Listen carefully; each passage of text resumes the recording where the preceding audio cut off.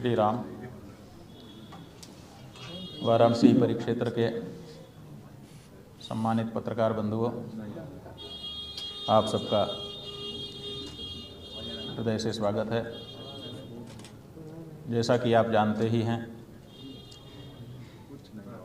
हमारे प्रदेश के मुख्यमंत्री जी ने अपने प्रवचन में एक चिंता व्यक्त की थी। उन्होंने कहा था कि हमारे समाज में कुछ कालनेमी घुस आए हैं जिससे समाज को क्षति होने की संभावना है।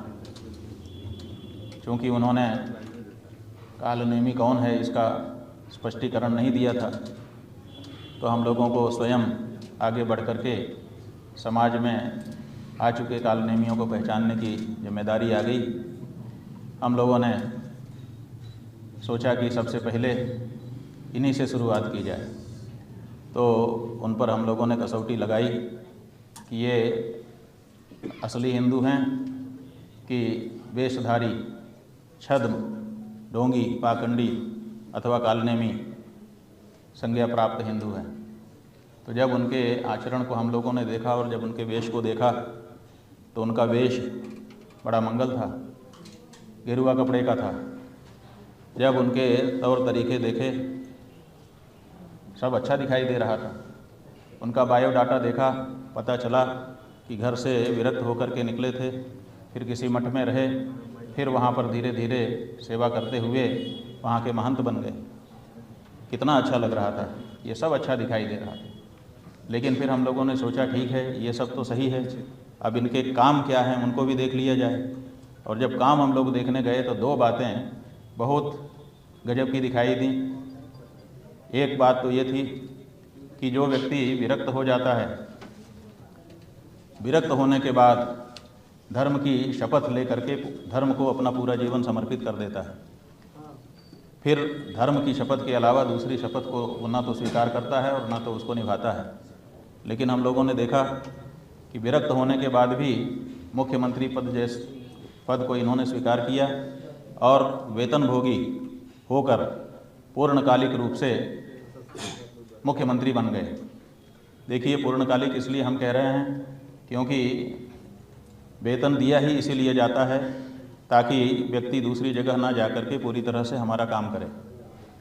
उसको अगर निवास, आवागमन, भोजन पानी सबकी सुविधा दी जाती है, इसका मतलब है कि सोने के लिए भी वो दूसरी जगह ना जाए, यहीं सोए, यहीं खाए, यहीं नहाए।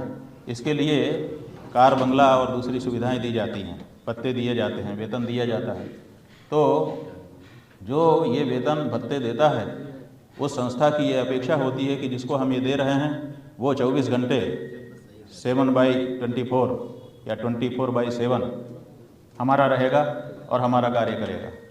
तो आप बताइए कि जब ये 24/7 के लिए मुख्यमंत्री बन गए और वेतन भत्ता लेने लगे, तो फिर ये मठ का काम कब करेंगे? तो इन्होंने मठ को गद्दी को छोड़ा नहीं है, और मठ की गद्दी में भी इनको सब सुविधा मिली हुई थी। वहीं भोजन था, वहीं पानी था, वहीं रहना था, वहीं सब कुछ था। इसका मतलब कि मठ में जो पद था वो भी 24 घंटे का पद था, मुख्यमंत्री का जो पद था वो भी 24 घंटे का पद था। तो दो 24 घंटे का पद एक व्यक्ति एक समय में कैसे संभाल सकता है? इसलिए ये प्रश्न उठा कि ये तो गलत कर रहे हैं।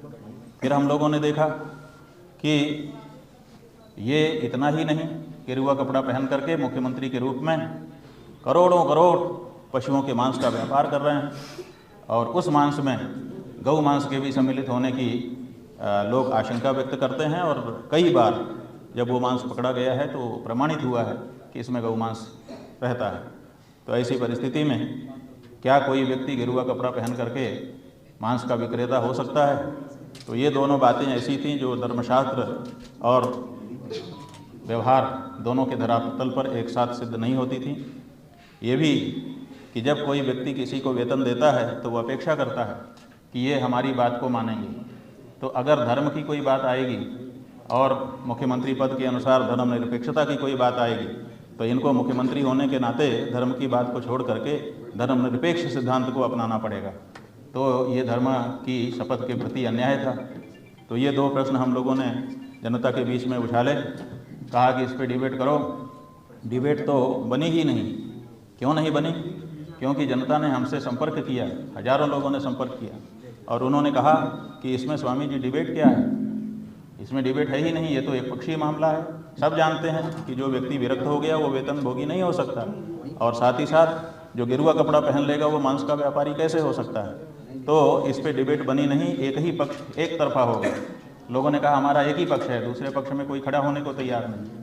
हमने जो हमारे संपर्क के कुछ विद्वान हैं उनसे कहा कि थोड़ी देर के लिए आप प्रतिपक्ष में खड़े होकर के कम से कम कोशिश करिए कि तर्क दें। तो उन्होंने कहा कि नहीं, हमको पाप लगेगा, हम ऐसा दिखावा में भी तर्क नहीं देना चाहेंगे, इसलिए कोई आगे आया नहीं। तो ये परिस्थिति रही। इधर 20 दिन बीत गए।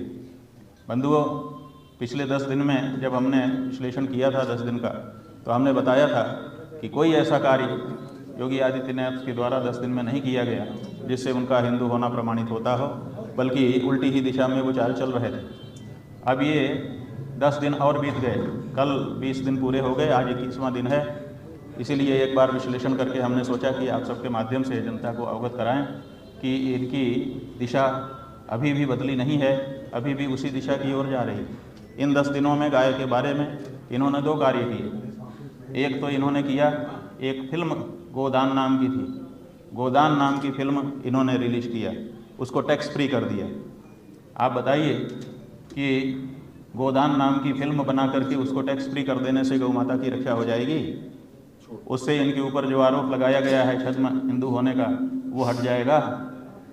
एक तो ये इन्होंने प्रयास किया कि गोदान फिल्म दिखा करके हम लोगों को मोल्ड कर देंगे, और दूसरे इन्होंने ये प्रयास किया कि डीएम जितने भी जिलाधिकारी हैं उनको संदेशा भिजवाया कि जितने भी हमारे गौ आश्रय बनाए गए हैं उन सब को ठीक ठाक करो।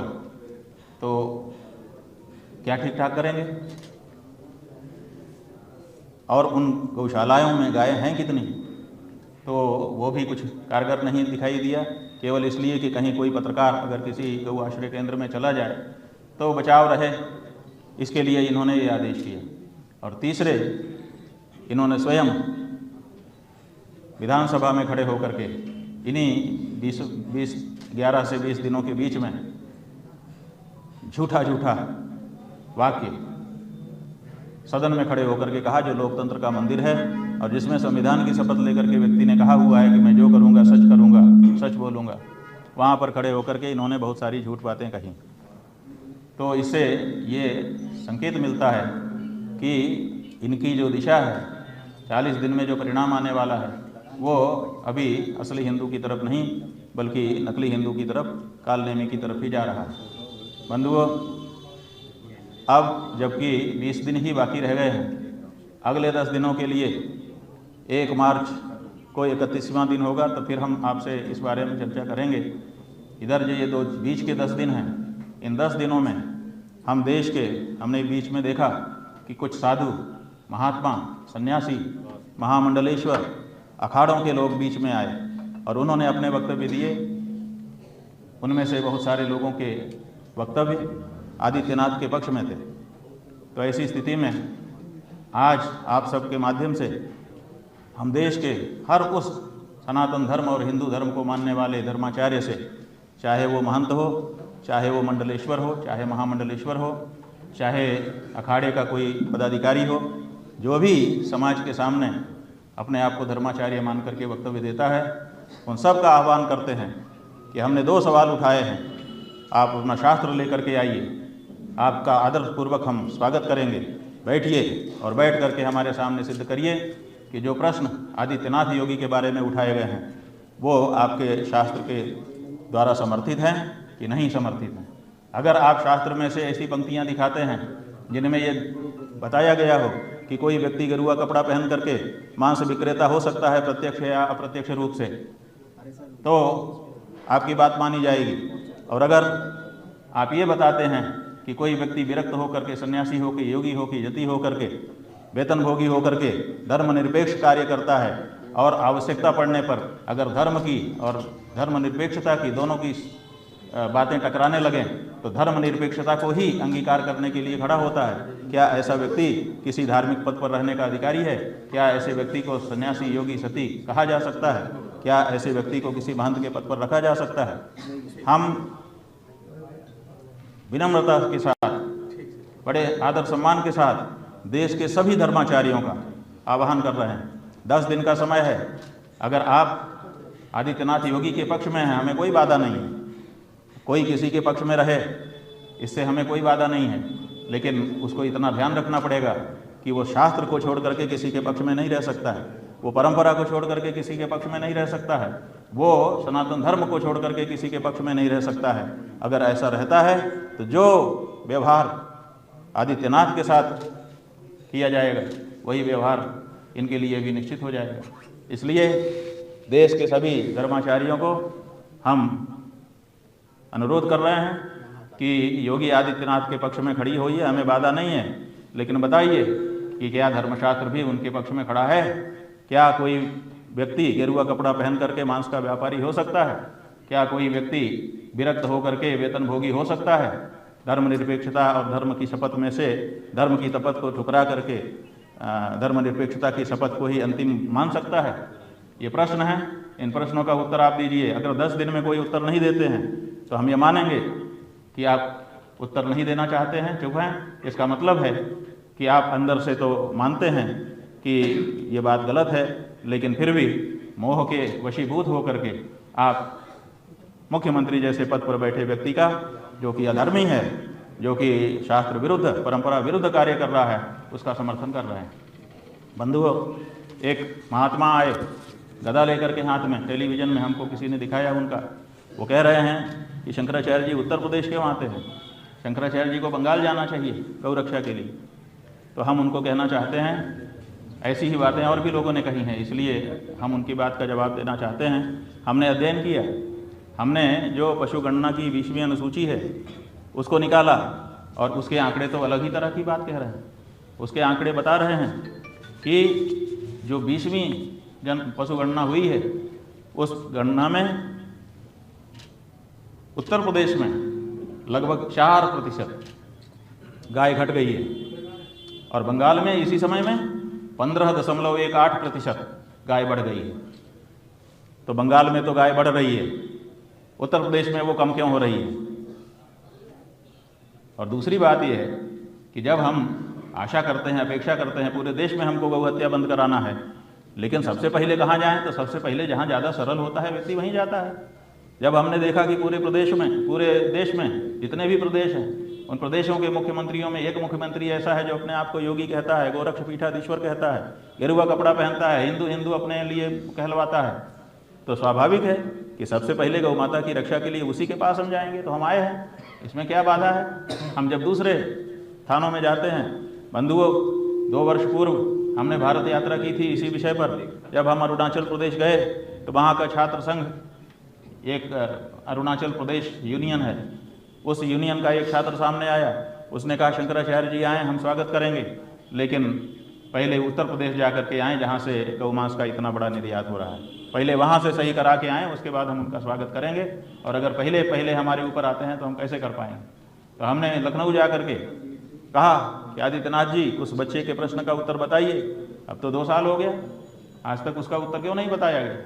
तो ऐसी परिस्थिति में जो आंकड़े हैं वो साफ साफ बता रहे हैं कि गाय माता के साथ गोरक्ष पीठाधीश्वर जैसे शब्द अपने साथ लगाए हुए व्यक्ति के राज्य में क्या हो रहा है। बंधुओं, हम आपको कहना चाहते हैं कि सिनेमा से नहीं, संकल्प से गौरक्षा होगी। और आंकड़े साफ साफ बता रहे हैं कि बंगाल में, जहां के बारे में बदनाम है कि वहां गौ हत्या ज़्यादा होती है, हम आपको बताना चाहेंगे कि बंगाल में जो इस समय गौ रक्षा हो रही है, जो गौ माता की संख्या निकल करके सामने आई है, वो भी हम ही लोगों के प्रयास का परिणाम है। हमारे वकील डॉक्टर परमेश्वरनाथ मिश्र, PN मिश्र जी, जिन्होंने राम जन्मभूमि के लिए भी अपनी विशेषज्ञता प्रदान की थी, उन्होंने बंगाल के हाई कोर्ट में खड़े होकर के मुकदमा लड़ा, और उस मुकदमे में जो वहाँ पर पशु मेले लगते थे, जो वहाँ पर 3 दिन के लिए कम्युनिस्ट शासन में गौ हत्या के लिए प्रतिबंध हटा लिया जाता था, जो 55 में जो कानून वहाँ पर बना हुआ था उसमें था कि सार्वजनिक स्थानों पर गाय नहीं काटी जा सकती। लेकिन जब कम्युनिस्ट सरकार थी तब उन्होंने कहा था कि बकरीद जब आएगी तो उसके 3 दिन के लिए छूट मिल जाएगी। तो उस नोटिफिकेशन को आधार बना करके वहाँ पर खुलेआम ये सब होता था। उस लड़ाई को हम लोगों ने लड़ा और लड़ करके उसमें विजय प्राप्त की, जिसका परिणाम है कि आज लाखों गायें वहाँ पर सुरक्षित हैं। और पिछली जो पशुगणना हुई है उसमें 15% से ज़्यादा गायें बढ़ गई हैं, वहाँ पर उनकी संख्या बढ़ गई है। तो आंकड़े अलग कहानी कह रहे हैं और इनका जो प्रचार है वो अलग कहानी कह रहा है। बंधुओं, ईज ऑफ डूइंग बिजनेस एक महामंत्र आया हुआ है कि जो लोग बिजनेस करेंगे उनको हम सुविधा प्रदान करेंगे। इस सुविधा प्रदान के खेल में सबसे ज़्यादा बीफ के निर्यात के लिए सुविधाएं दी जा रही हैं। क्या ये एक योगी, एक हिंदू के राज्य में संभव है? बंधुओं, हमने इनसे गौ रक्षा का प्रश्न पूछा था। गौ रक्षा के प्रश्न पर इनका मुंह नहीं खुल रहा है और हम शंकराचार्य हैं कि नहीं, इसके बारे में बहुत मुखर होकर के बोल रहे हैं। बड़ी ऊंची आवाज़ हो गई है इनकी, लेकिन इनको इस बात का गुमान नहीं है कि मुख्यमंत्री हो जाने से व्यक्ति सर्वतंत्र स्वतंत्र नहीं हो जाता है, उसको सारे अधिकार नहीं मिल जाते हैं। तो ये सदन में खड़े होकर के जहाँ पर हम नहीं बोल सकते इनके विरुद्ध, इनकी बात का खंडन नहीं कर सकते, माने आड़ लेकर के, सदन की आड़ लेकर के, ना तो मुकदमा कर सकते वहाँ पर बोली गई बात के लिए, ना तो वहाँ पर खड़े होकर के हम इनका जवाब दे सकते। तो इन्होंने आड़ ली सदन की, और सदन की आड़ लेकर के अपने अंदर जो भरा हुआ विषय उसको इन्होंने वहाँ पर प्रकट किया। तो ये ठीक नहीं है। आपको जनता के बीच में आकर के ये जो शास्त्रीय, ये जो पारंपरिक, ये जो धर्मशास्त्रीय प्रश्न हैं, इन प्रश्नों का उत्तर स्वयं अथवा अपने विद्वानों के माध्यम से देना चाहिए। हम कहना चाहते हैं कि जो भारतीय जनता पार्टी है उसकी प्रतिष्ठा इन हठाधीश महाराज के हट के आगे धूमिल हो रही है। भाजपा के लोग चिंतित हैं कि हमारा क्या होगा, हमने तो भस्मासुर पाल लिया जो हम ही को ख़त्म कर किए दे रहा है। परिणाम आप देखिए कि दो उप मुख्यमंत्री हैं, दोनों उप मुख्यमंत्री आकर के सामने जो क्षति पहुंच रही है भारतीय जनता पार्टी को, उसको बचाने का प्रयास कर रहे हैं। लेकिन ये हठाधीश महाराज ये अपने हट पर उतारू हैं और लगातार इनका जो कलुषित हृदय है उसको अपने आचरण और वाणी से प्रकट करते चले जा रहे हैं। अब जब 20 ही दिन बचे हुए हैं, ज़्यादा दिन बचे नहीं हैं, तब अब हम कहना चाहेंगे कि अभी तक तो हम बैठ करके प्रतीक्षा कर रहे थे, लेकिन अब हमको लखनऊ चलने की तैयारी शुरू करनी होगी। इसलिए अगले जो 10 दिन हैं, इन 10 दिनों में हम हर उस संत से, हर उस महंत से, हर उस विद्वान से, हर उस सामान्य जीवन जीने वाले गौभक्त सनातन धर्मी से, हिंदू से कहना चाहते हैं कि अब तैयारी शुरू कर दो। 11 मार्च को लखनऊ में हम सबको इकट्ठा होना है और वहीं से जो हमारी बात है उसको सबके सामने व्यक्त करना है। इसलिए 1 मार्च को जब हम 30 दिन का पूरा होने पर प्रेस कॉन्फ्रेंस करेंगे तो हम बताएंगे कि लखनऊ में हम लोगों को कहाँ जाना है, कितने बजे जाना है, कैसे जाना है, क्या क्या रीति नीति होगी, ये सब 1 मार्च को घोषित करेंगे। लेकिन उसमें पहुंचने की तैयारी आप लोग अभी से कर लीजिए। जिसको छुट्टी लेनी हो वो छुट्टी लेना शुरू करो, जिसको किसी को विकल्प के रूप में अपनी दुकान में, अपने व्यापार में, अपनी जगह पे बैठाना हो वो अभी से लोगों से बात करके तय कर लो कि विकल्प कौन रहेगा जब वहाँ तुम जाओगे। और इसी तरह से बाकी कोई तैयारी करनी हो तो कर लो। जो साधु संत 11 मार्च को गौ माता की रक्षा के लिए आ करके अपना योगदान प्रकट करना चाहते हों, उनसे भी हम कह रहे हैं कि आप आ जाइए। और जहाँ पर वो साधु संत हैं उनके अगल बगल जो सनातन धर्मी लोग हैं, हम उनसे कहना चाहते हैं कि अगर कोई साधु संत 11 मार्च को लखनऊ आने के लिए, गौ माता के लिए अपनी श्रद्धा भक्ति प्रकट करने के लिए, अपनी बात प्रकट करने के लिए आना चाहता हो, अगर उसके पास किराया ना हो तो उसके अगल बगल के लोग उससे पूछो कि महाराज आप 11 तारीख को जा रहे हैं, और जा रहे हैं तो किराया है कि नहीं है, आने का जाने का किराया उसको जुगाड़ करवा दीजिए ताकि वो किसी तरह की परेशानी में ना पड़े। केवल व्यावहारिक आर्थिक समस्या के कारण वो चाह करके भी ना पहुँचे, ऐसी बात नहीं है। इसलिए आप लोग आइए, दल बदल के साथ आइए। क्यों क्योंकि अगर आप नहीं आए तो आपकी गौ माता की हत्या का जो पाप है वो निरंतर आपके सिर पर बढ़ता रहेगा, आपके भाइयों, आपके परिवार के ऊपर बढ़ता रहेगा, आपके इष्ट मित्रों पर बढ़ता रहेगा। और संत महंतों से भी हम कहना चाहेंगे कि अगर ऐसे मौक़ों पर धर्मशास्त्र और परंपराओं की अवहेलना करने के लिए आप चुप रह गए तो फिर आपके लिए तो आम जनता से कई गुना पाप लगेगा। इसलिए यही हमारा कहना है। अब हम चाहेंगे कि आप लोग एक एक करके जो चाहें पूछ लें।